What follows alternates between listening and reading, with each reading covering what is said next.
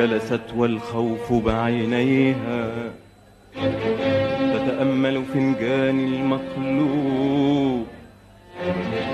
قالت يا ولدي لا تحزن، قالت يا ولدي لا تحزن، فالحب عليك هو المكتوب يا ولدي، الحب عليك هو المكتوب يا ولدي.